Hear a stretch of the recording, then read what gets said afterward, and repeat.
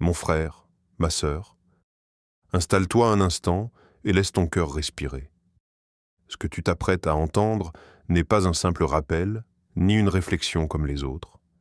C'est quelque chose qui te concerne personnellement, intimement. Quelque chose qui parle de toi, de ta venue au monde, de ce que ton existence signifie vraiment. Et avant que l'on commence, garde ce secret entre toi et moi. À la fin de cette vidéo, quelque chose t'attend. Un petit éclairage, peut-être une phrase, peut-être une vérité que tu avais toujours ressentie sans jamais réussir à la formuler. Alors reste jusqu'à la dernière seconde. Maintenant, écoute. Tu n'es pas né à un moment au hasard.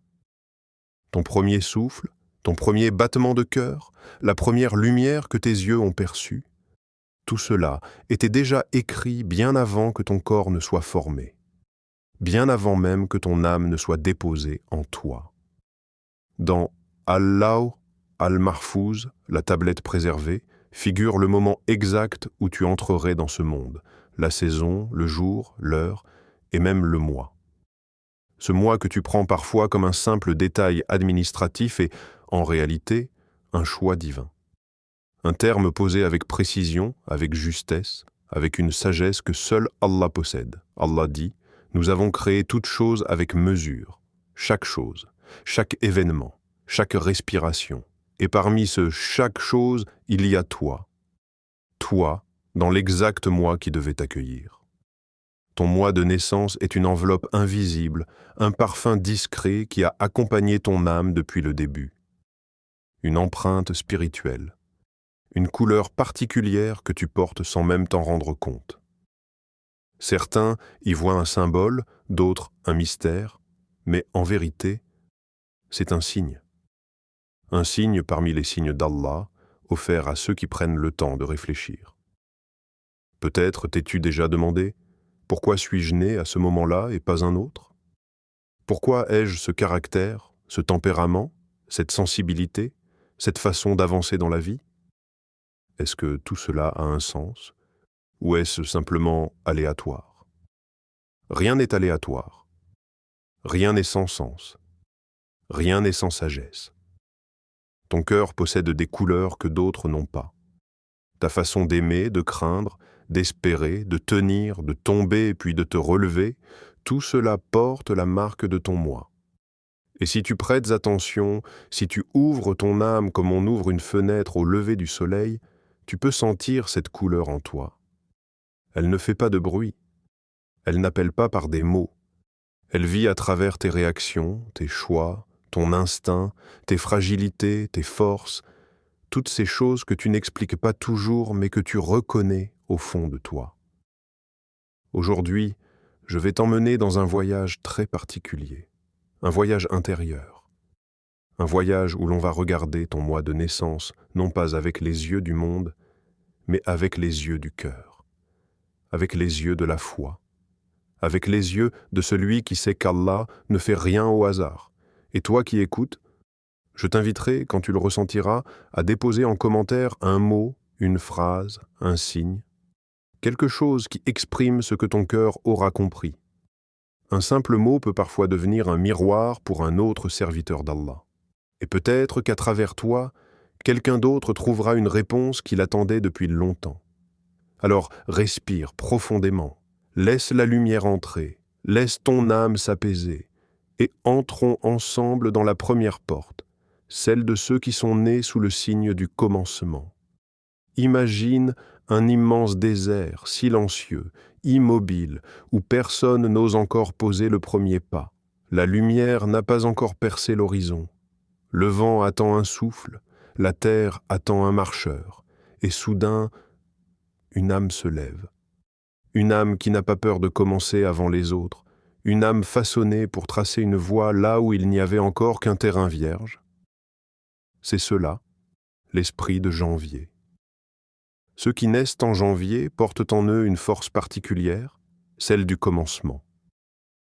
Ils ne sont pas nécessairement les plus bruyants, ni les plus forts, ni les plus visibles, mais ils sont souvent les premiers à essayer, les premiers à avancer, les premiers à croire qu'un chemin existe même quand personne n'est encore passé par là. Leurs pas ont quelque chose d'initiatif. Ils ressemblent un peu aux prophètes qui ont dû se lever seuls au milieu d'un monde endormi. Ibrahim, alayhi salam, brisant l'idolâtrie d'un peuple entier. Nour, appelant pendant des générations sans se lasser. Le prophète Muhammad, portant la mission la plus lourde, seul au début, face à un océan d'obscurité. Les natifs de Janvier ne portent pas la prophétie, mais ils héritent de ce courage silencieux, de cette capacité à allumer une flamme dans une pièce obscure. Il y a chez eux une intuition profonde. Si personne ne commence, rien ne commence. Ils sont ceux qui osent prendre cette responsabilité. Quand le monde hésite, eux avancent. Quand les autres attendent un signe, eux deviennent le signe. Quand tout paraît figé, eux font bouger la première pierre. Ce n'est pas toujours simple. Car commencer implique souvent d'être incompris, d'être observé, d'être jugé, d'être seul parfois. Mais l'âme de Janvier est taillée dans une matière différente. Elle possède un feu intérieur qui ne s'éteint pas facilement. Une clarté qui revient même après les nuits les plus sombres. Une intuition qui murmure « Continue.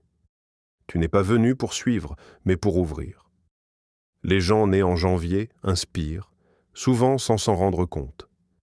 Les autres viennent naturellement vers eux pour chercher un avis, un éclairage, une direction, non pas parce qu'ils crient leur lumière, mais parce qu'elle se voit dans leurs actes.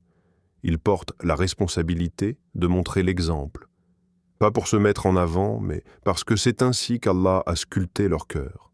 Et si tu es né en Janvier, tu sais au fond de toi que tu n'avances pas comme les autres. Tu sens parfois ce poids invisible sur tes épaules, ce sentiment que la vie attend quelque chose de toi, que certaines portes ne s'ouvriront que si toi tu fais le premier pas. Ce n'est pas une illusion, c'est un dépôt. Ton âme appartient à ces âmes pionnières, à ces âmes dont Allah attend qu'elles éclairent un chemin, même un petit chemin, même pour une seule personne. Alors avance. Même si tu trembles, même si tu doutes, même si tu ne sais pas encore où cela mène, le monde découvre la lumière grâce à ceux qui acceptent de marcher avant que le soleil ne se lève. Il existe des êtres dont la présence apaise avant même qu'ils ne parlent, des êtres qui semblent porter dans leur regard une douceur qui ne s'apprend pas, une lumière qui ne s'invente pas, une tendresse qui n'a pas besoin de mots. Ce sont les natifs de février. Tu peux les reconnaître sans qu'ils se présentent. Ils ont quelque chose dans la voix, dans la manière de te regarder, dans la façon d'écouter. Ils devinent les fissures d'un cœur sans que tu les montres. Ils pressentent les larmes derrière un sourire. Ils entendent les silences qui crient plus fort que les paroles. Les âmes de février ont reçu un don que tout le monde ne sait pas porter, un don qui peut être une lumière ou une épreuve si on ne le comprend pas. Allah leur a donné une sensibilité qui traverse les murs, une sensibilité qui lit les émotions comme d'autres lisent un livre ouvert. Une sensibilité qui fait d'eux des êtres profondément humains, profondément connectés, profondément vivants. Mais cette sensibilité, contrairement à ce que le monde croit, n'est pas une faiblesse. C'est une proximité avec la miséricorde d'Allah. Le prophète a dit que la douceur n'entre dans une chose que pour l'embellir, et elle ne quitte une chose que pour la rendre laide. Les natifs de février sont la preuve vivante de cette parole. Là où ils passent, quelque chose s'adoucit. Un cœur se calme, une tension se dissipe, une douleur se fait plus légère, même lorsqu'ils ne disent rien. Beaucoup d'entre eux vivent la vie comme une vibration. Une parole dure les blesse profondément. Une injustice les traverse comme une tempête. Une larme de quelqu'un d'autre peut les toucher plus que leurs propres épreuves. C'est parce qu'Allah les a faits ainsi, ouverts, poreux, sensibles à la douleur du monde. Mais voilà le secret. Ceux qui ressentent beaucoup aiment beaucoup. Et ceux qui aiment beaucoup pardonnent beaucoup. Et ceux qui pardonnent beaucoup sont aimés d'Allah. Les natifs de février possèdent cette douceur rare que le monde moderne étouffe trop souvent. La douceur de celui qui prend la main sans demander? La douceur de celle qui dit « je suis là », même quand personne ne l'a sollicité? La douceur de celui qui pense aux autres avant lui-même? La douceur de celle qui préfère se taire plutôt que blesser? Mais ce caractère si précieux n'est pas sans épreuve.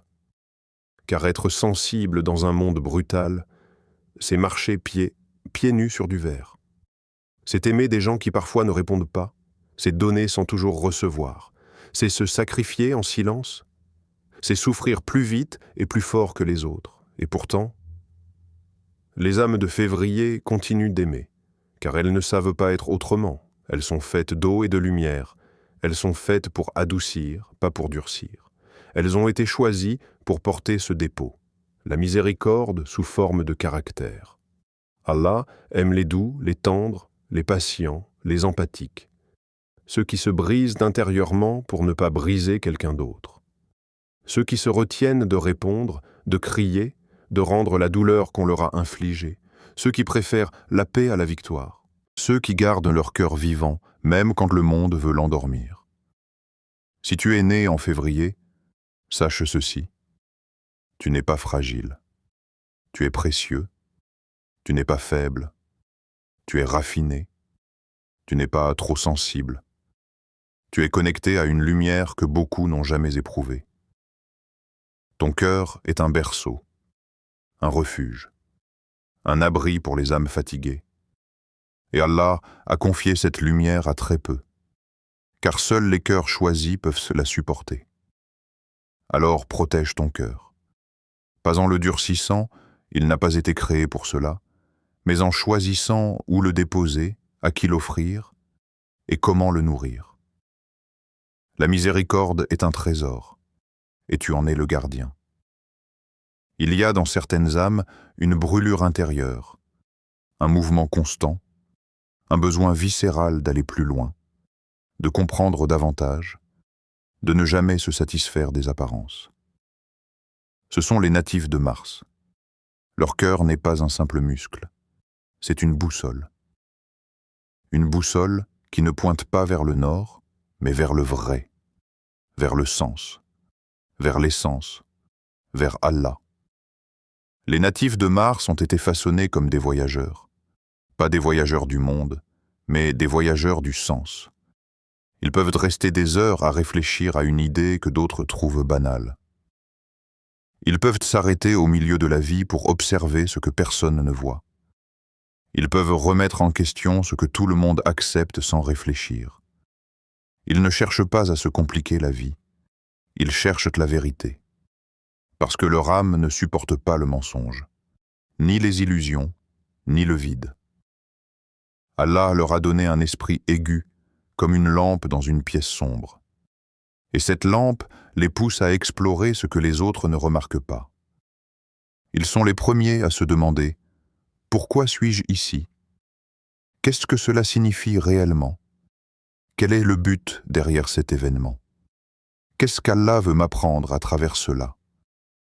Ils avancent dans l'existence comme on avance dans une bibliothèque infinie, toujours en train d'ouvrir un nouveau livre, une nouvelle pensée, un nouveau chemin intérieur. Ils observent les signes d'Allah dans le vent, dans la pluie, dans un sourire inattendu, dans un verset qui tombe exactement au bon moment. Le monde, pour eux, n'est pas un décor. C'est un texte divin qu'ils tentent de déchiffrer. Le premier mot révélé fut « Ikra », lisse. Les natifs de Mars portent cette injonction gravée en eux. Ils lisent les cœurs, ils lisent les comportements, ils lisent les événements, ils lisent leur propre âme. Ils ne peuvent pas vivre en surface. Ils doivent plonger, creuser, comprendre, relier. Avec eux, une discussion simple devient profonde. Un détail insignifiant devient une réflexion. Une épreuve devient une quête. Une joie devient un apprentissage. Beaucoup d'entre eux se sentent parfois différents. Trop pensifs, trop analytiques, trop intenses, trop dans la tête. Mais ce n'est pas un défaut. C'est une construction divine. une architecture intérieure façonnée pour porter la connaissance. Et cette connaissance n'est pas seulement intellectuelle, elle est spirituelle, elle est lumineuse. Elle vient de ce désir brûlant de comprendre Allah à travers la création. Les natifs de Mars sont souvent guidés par un verset, un hadith, une réflexion. Leur vie entière ressemble à une longue conversation avec eux-mêmes, mais en réalité, c'est une conversation avec leur Seigneur. Ils questionnent pour avancer, ils réfléchissent pour grandir. Ils doutent parfois, mais leur doute est fertile. Ils les mènent à la certitude. La vérité les appelle, elle les réveille, elle les perturbe, elle les apaise. Ils savent que la foi n'est pas aveugle. La foi est une lumière qui se comprend, qui s'étudie, qui se cultive, qui se confirme. Si tu es né en Mars, sache ceci. Allah t'a donné une quête qui peut être épuisante, mais qui fait de toi une âme rare, une âme qui ne se contente jamais du minimum, une âme qui cherche ce que beaucoup ne voient qu'au pas. Tu n'es pas fait pour suivre les traces des autres. Tu es fait pour trouver ton propre chemin, un chemin éclairé par les signes d'Allah et par la soif de comprendre. Il existe des âmes qui avancent sans faire de bruit, comme celles qui traversent un désert immense sans jamais laisser paraître la soif. Ces âmes-là, lorsqu'on les observe, on croit qu'elles glissent sur la vie. Mais si l'on s'approche un peu plus, si l'on met sa main sur leur poitrine, on y sent la trace discrète d'un combat silencieux. Ce sont les natifs d'Avril. Ils portent une force qu'on ne remarque pas au premier regard. Ce n'est pas une force qui frappe, ce n'est pas une force qui impose, ce n'est pas une force qui dit « Regardez-moi ». Non, c'est une force qui endure, une force qui traverse, une force qui ne rompt pas même lorsqu'elle se plie. Les personnes nées en avril ont quelque chose d'étrange dans leur manière de vivre les épreuves. Elles ne paniquent pas comme les autres. Elles ne s'effondrent pas aussi vite. Elles prennent les coups et continuent d'avancer. Elles connaissent depuis longtemps ce que beaucoup découvrent seulement tard.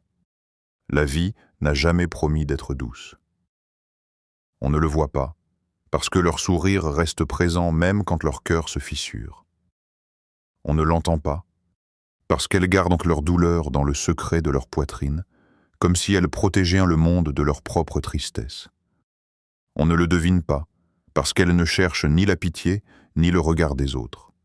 Et pourtant, Allah les a faits ainsi, durs comme la montagne, souples comme la branche, patients comme celui qui connaît la sagesse du destin. Les natifs d'Avril ne se demandent pas « pourquoi moi ?». Ils se demandent plutôt « qu'est-ce qu'Allah veut m'apprendre à travers cela ?» Cette simple différence change tout. Pour eux, chaque épreuve n'est pas une punition, mais une étape, un terrain d'entraînement, une purification, une préparation à quelque chose de plus grand. Quand tout s'écroule autour d'eux, ils serrent les dents et disent « Allah ne me donne rien que je ne peux porter ». Et cette phrase, chez eux, n'est pas une formule. C'est une vérité. Ils la vivent, ils la respirent. Il y a dans leur âme un fil solide, invisible, tendu vers le ciel. Un fil qui les retient lorsqu'ils sont au bord du vide. Un fil qui les relève lorsqu'ils tombent. Un fil qui murmure « Tiens bon, tu n'es pas seul ». Les natifs d'Avril connaissent la fatigue, oui.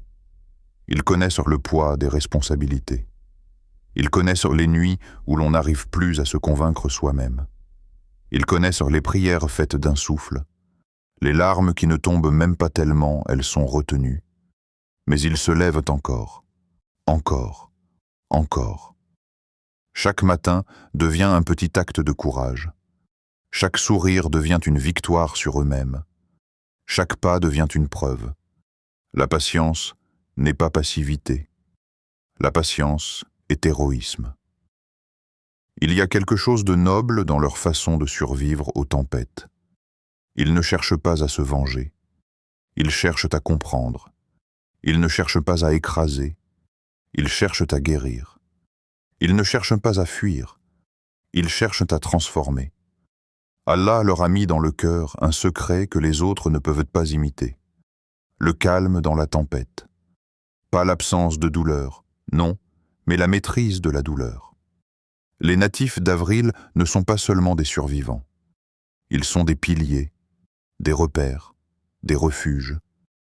Combien de personnes se sont appuyées sur eux sans jamais voir la fatigue qu'ils cachaient? Et pourtant, ils continuent. Parce que la patience est leur seconde nature. Parce que leur âme sait que derrière chaque épreuve se cache une ouverture, un sens, un degré, une lumière. Avril n'a pas été créé pour ceux qui abandonnent. Avril a été créé pour ceux qui persistent. Certaines naissances portent l'empreinte du courage. Une sorte d'élan dans le cœur, une poussée qui ne faiblit pas, un refus instinctif de reculer. Les natifs de mai sont de ceux-là. Ils ne viennent pas au monde avec la douceur de février, ni la contemplation de mars, ni la patience silencieuse d'avril. Non, ceux qui naissent en mai portent dans leur poitrine un tambour, un rythme puissant, un appel intérieur qui dit « Lève-toi, résiste, tiens ton terrain ». Les natifs de mai sont des combattants, pas des combattants contre les gens, mais contre les vents contraires, contre les obstacles, contre les injustices, contre leurs propres limites. Ils ont ce courage brut, presque instinctif, qui jaillit devant l'épreuve comme une flamme qui refuse de s'éteindre. Quand la difficulté frappe, certains reculent, d'autres hésitent. Mais les natifs de mai avancent, pas par imprudence, par conviction. Ils possèdent une détermination rare, celle qui ne se nourrit pas de la colère, mais de la foi.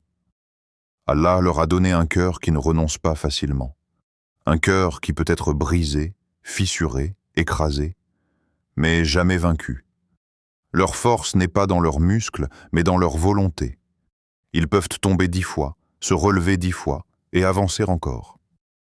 Même blessés, même seuls, même fatigués, même incompris. La vie les teste souvent plus tôt que les autres. Elle les met face à des situations où il faut choisir, se cacher ou affronter. Et eux, presque naturellement, choisissent d'avancer. On les voit parfois comme têtus. Mais ce n'est pas de la tête dure, c'est de la foi dure. C'est la conviction profonde que reculer n'apporte rien, que se laisser écraser n'est pas une option, que la dignité est une lumière qu'on protège en avançant. Les natifs de mai ont une énergie qui surprend, une sorte d'élan intérieur qui inspire ceux qui les regardent. Les autres se disent « Comment fait-il pour continuer ? Comment elle fait pour ne pas abandonner ?» D'où lui vient cette force? Cette force, c'est Allah qui la dépose dans leurs veines.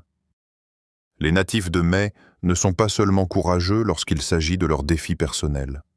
Ils sont courageux pour les autres, pour défendre, protéger, soutenir, relever. Leur cœur est une armure pour ceux qu'ils aiment. Ils n'aiment pas voir l'injustice, même la plus petite. Ils n'aiment pas voir quelqu'un souffrir en silence. Ils n'aiment pas voir la vérité piétinée. Alors ils interviennent, ils parlent, ils luttent, ils se tiennent debout. Parce que la vie leur a appris que le silence peut détruire, mais le courage peut sauver. Les natifs de mai sont souvent des âmes qui portent en de grandes responsabilités. Pas parce qu'ils les cherchent, mais parce qu'on les appelle. Parce qu'on se tourne vers eux naturellement.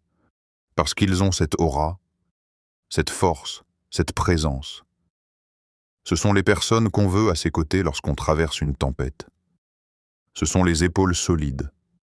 Ce sont les voix qui disent « Je suis là ». Et cette phrase, chez eux, n'est jamais vide. Leur courage n'est pas bruyant. Il est noble, il est droit, il est lumineux. Allah les a créés pour avancer là où d'autres s'arrêtent, pour tenir là où d'autres plient, pour rester debout là où beaucoup tombent.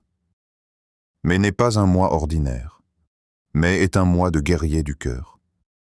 Il y a des âmes qui ne se contentent pas de regarder la vie passer, des âmes qui ne se laissent pas bercer par le courant, qui refusent le désordre, qui ne vivent pas dans le provisoire.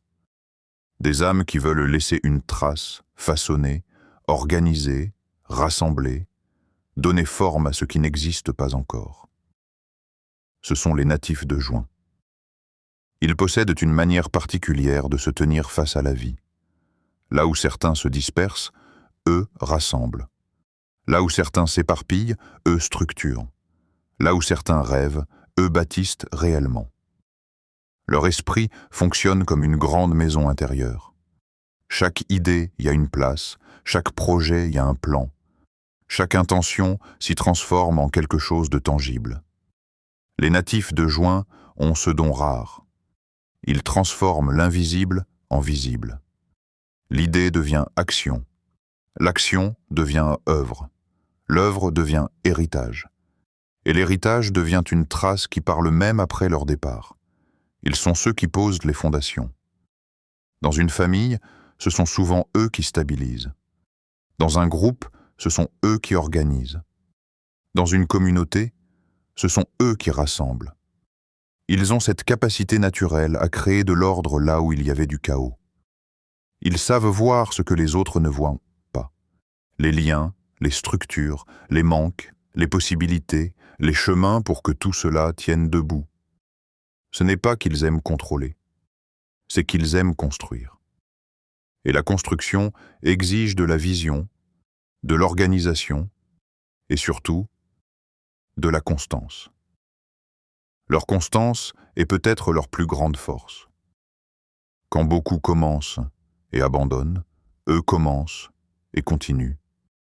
Ils avancent étape par étape, brique après brique, sans se précipiter, sans brûler les étapes, sans chercher la reconnaissance immédiate.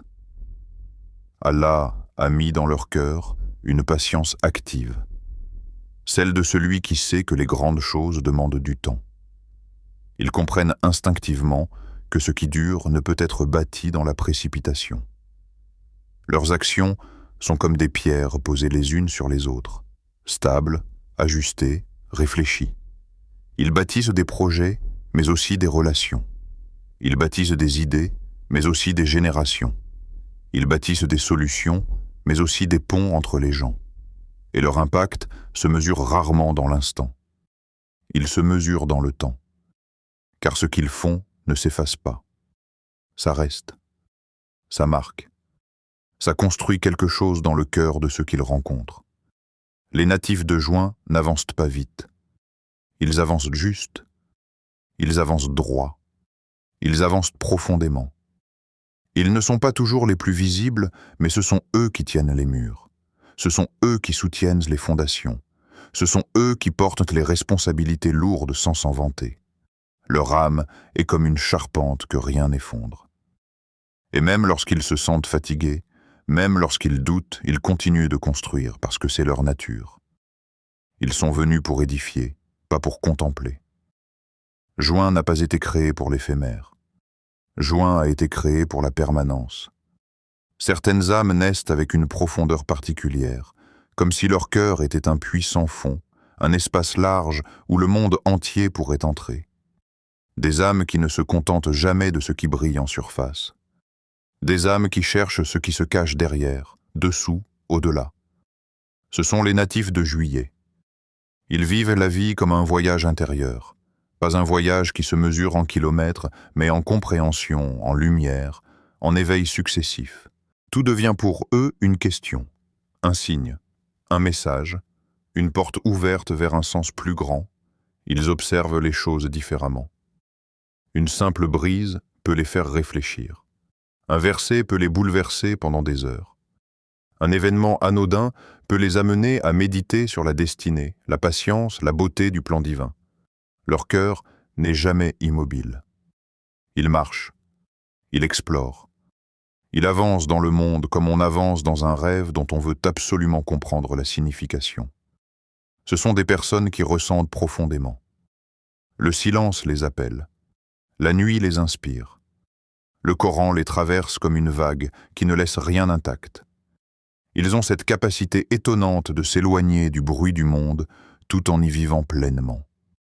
Comme s'ils habitaient deux dimensions en même temps, celle du visible et celle du sens. Les natifs de Juillet sont souvent perçus comme à part, pas parce qu'ils sont incompris, mais parce que leur regard plonge là où d'autres ne regardent jamais. Ils cherchent Dieu dans tout ce qu'ils vivent, dans les joies, dans les peines, dans les pertes, dans les recommencements.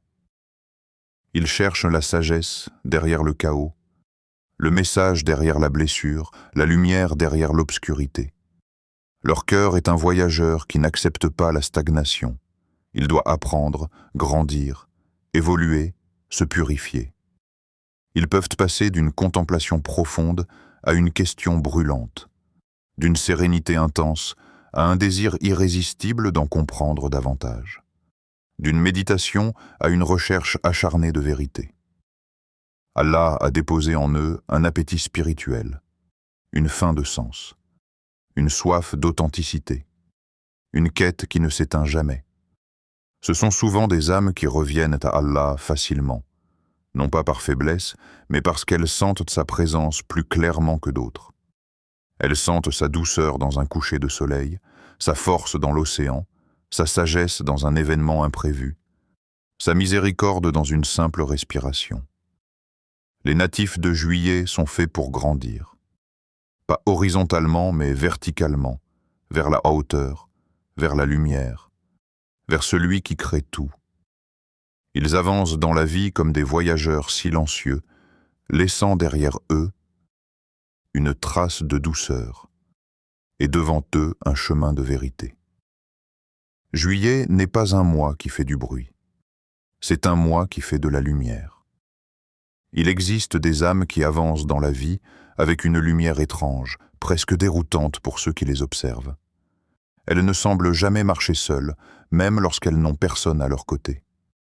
Elles affrontent des situations impossibles avec un calme qui surprend, comme si elles voyaient une main invisible les soutenir. Ce sont les natifs d'Out. Leur essence porte un mot, tawakkul. Mais pas un tawakkul théorique ou appris.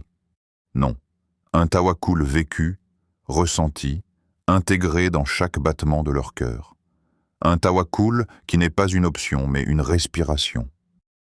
Les personnes nées en août sont celles qui apprennent tôt ce que signifie réellement se remettre à Allah. La vie les place souvent dans des carrefours où l'être humain atteint vite ses limites. Les portes se ferment, les chemins semblent bouchés, les solutions disparaissent. Et lorsqu'il ne reste rien, eux avancent quand même. Pas par naïveté, par certitude. Ils savent qu'Allah ouvre des voies dans des endroits où aucun regard humain n'imagine un passage. Ils savent que l'océan s'ouvre pour celui qui marche vers lui avec confiance. Ils savent que lorsque tout dit impossible, Allah dit « soit et cela est ». Les natifs d'Out ne paniquent pas comme les autres. Leur cœur est attaché au ciel plus qu'à la terre. Ils ont une manière unique de dire « je ne vois pas la solution, mais je vois celui qui la possède ». Et cela leur suffit. Cette confiance leur donne une force intérieure qui dépasse la logique. Lorsqu'ils font un pas, ils ne savent pas toujours où ils vont exactement, mais ils savent avec qui ils marchent. Et c'est cela qui change tout. Ceux qui les entourent ne comprennent pas toujours leur façon d'aborder les épreuves. Ils voient quelqu'un qui sourit dans des moments où d'autres s'effondreraient. Ils voient quelqu'un qui dit « ça ira » alors que tout semble perdu. Ils voient quelqu'un qui continue d'avancer, même quand le sol se dérobe. Mais ce qu'ils ne voient pas, c'est le dialogue silencieux entre l'âme de ces natifs et leur Seigneur. Ils ne voient pas les invocations faites dans le noir, ni les larmes confiées à Allah, ni les promesses murmurées au fond de la nuit. Les natifs d'Out sont souvent ceux qu'Allah éprouve par les ruptures, les retards, les obstacles, car il veut leur apprendre un secret que peu comprennent, la dépendance totale à lui. Et cette dépendance n'est pas une faiblesse. C'est une force qui brise les murs, une lumière qui perce toutes les ombres, un moteur qui ne s'arrête jamais. Ils possèdent une adaptation extraordinaire. On les croit bloqués, ils rebondissent. On les croit fatigués, ils se relèvent. On les croit perdus, ils se réinventent. Allah leur donne ce don, transformer chaque difficulté en tremplin. Car ils savent que le tawakkul ne consiste pas seulement à attendre, mais à avancer avec un cœur apaisé, même quand l'horizon semble fermé. S'ils tombent, ils disent « Il y a une sagesse ». S'ils perdent, ils disent « Allah a choisi mieux ». S'ils sont abandonnés, ils disent « Allah ne m'abandonnera jamais ». S'ils manquent, ils disent « Ce que j'ai, Allah l'a voulu pour moi ». S'ils reçoivent, ils disent « C'est un dépôt ».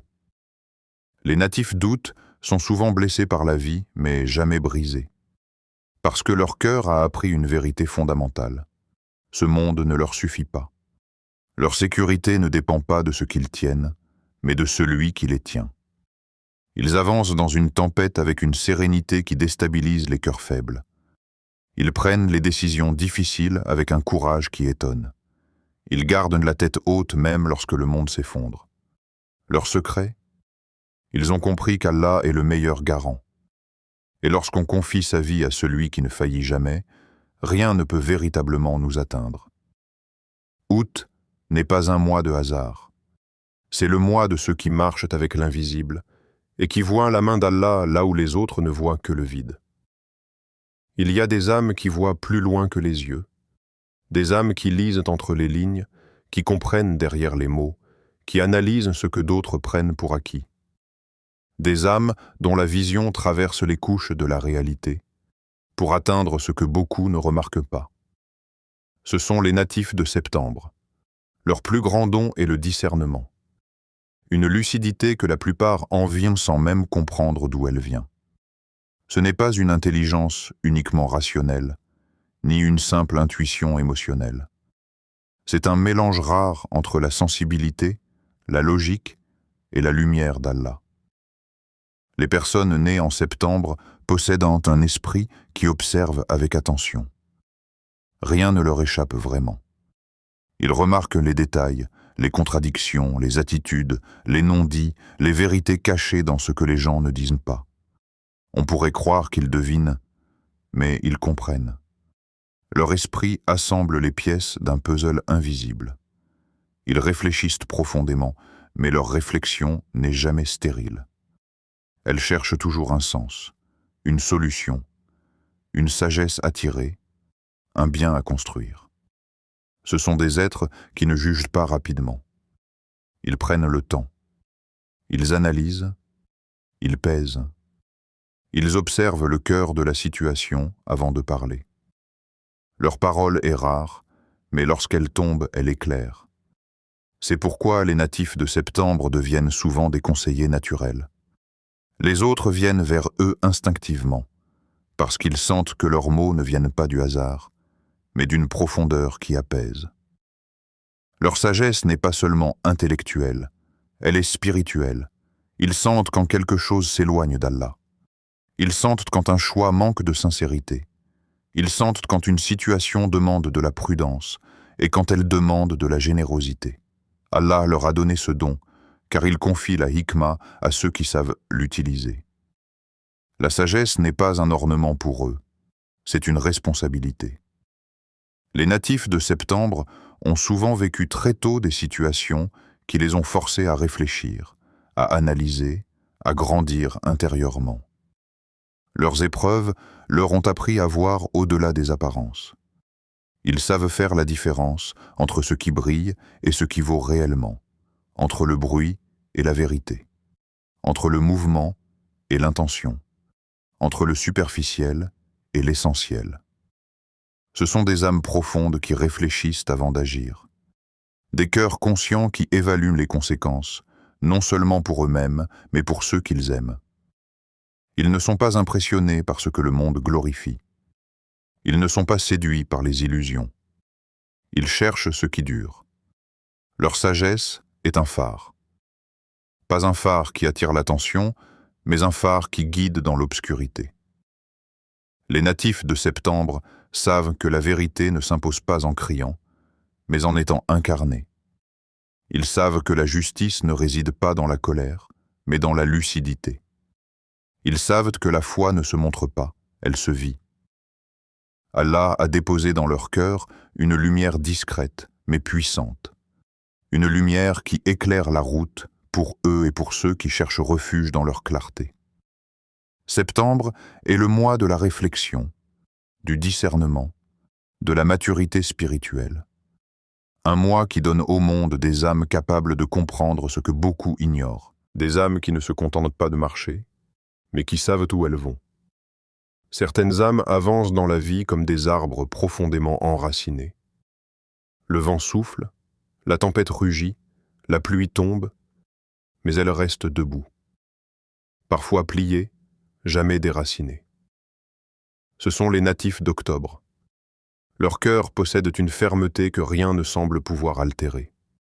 Ils ont cette constance rare, cette fidélité à leurs principes, cette droiture qui ne dépend ni des saisons de la vie, ni de l'humeur, ni des influences extérieures.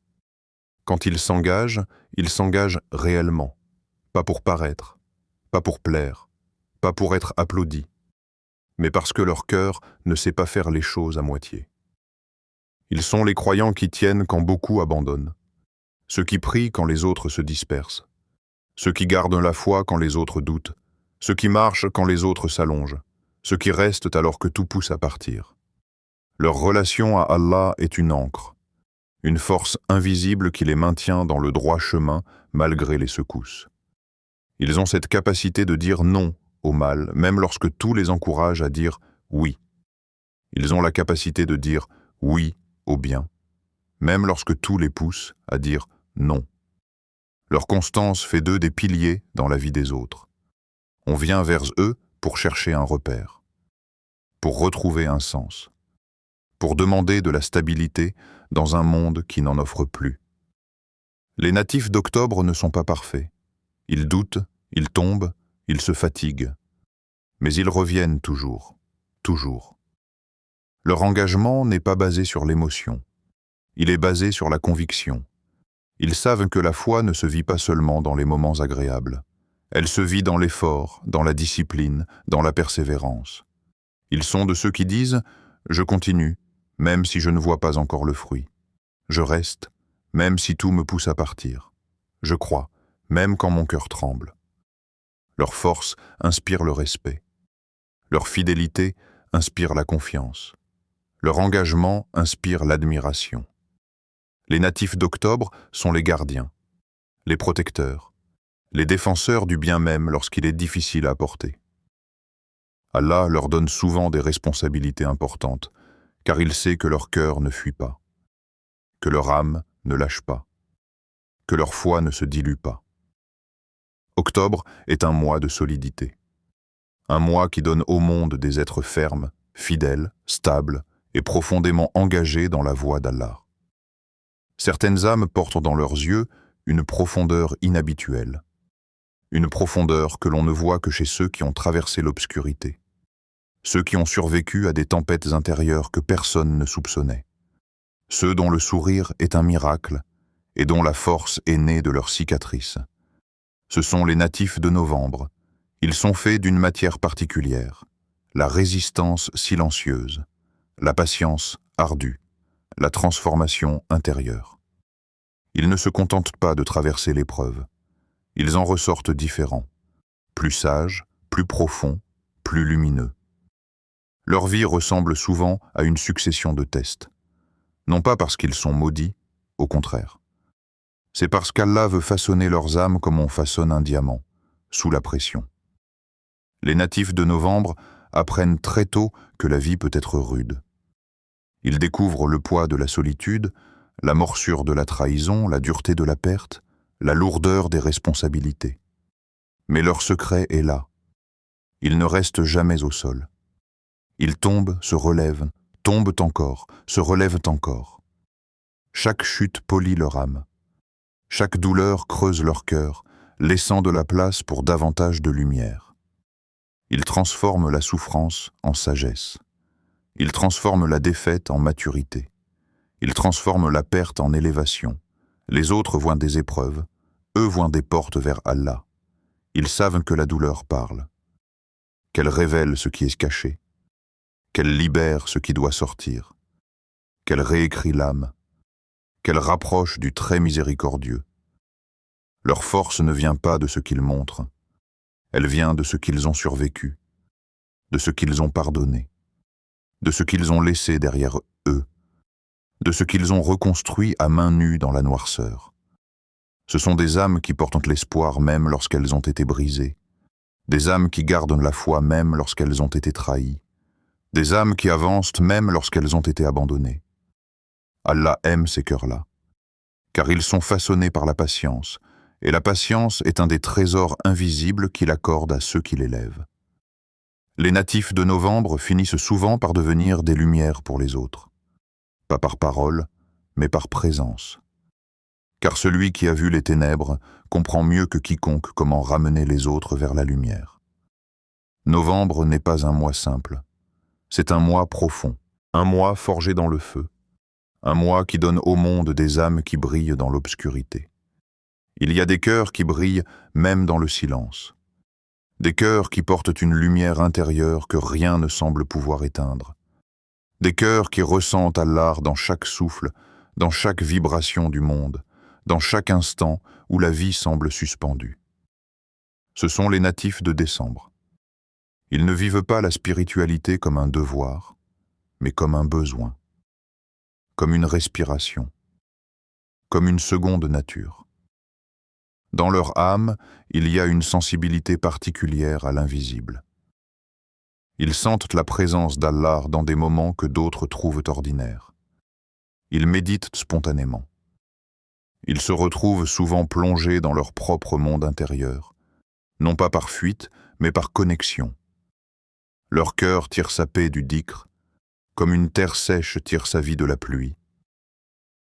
Il suffit parfois d'un seul verset, d'un seul mot, d'une seule invocation pour que leur poitrine s'apaise. Ils ont une proximité naturelle avec la lumière d'Allah. Cette lumière ne fait pas de bruit, mais elle change tout. Elle adoucit leur manière de parler, de marcher, d'aimer, d'écouter. Les natifs de décembre sont souvent tournés vers la purification intérieure. Ils veulent un cœur saint, un cœur vrai, un cœur limpide.